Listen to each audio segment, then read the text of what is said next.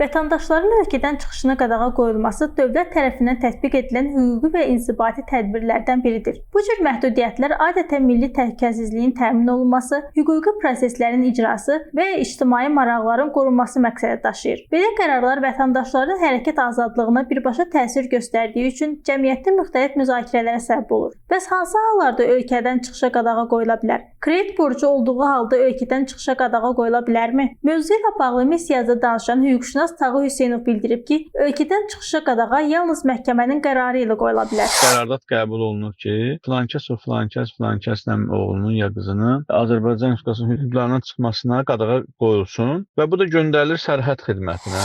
Hüquqşünas əlavə edib ki, bəzən cinayət işlərində bu qərarı iş üzrə müstəntiq də qəbul edə bilər. Mülki işlərin hamısında bu barədə qərarı məhkəmə qəbul eləyir. Ona görə də mümkündür. Həm kredit borcuna görə əgər məhkəmə qərarı varsa, həm də digər məsələlər ki var, hansı ki, tutaq ki, cinayət təqibi var, hal-hazırda istintaq araşdırması gedir. Bu halda həmin şübhəli şəxsin və yaxud təqsirlənən şəxsin ölkəni tərk etmə əgər təhlükəsi varsa. Seyranə Quliyeva, Heydər Həsənli, Missiya TV.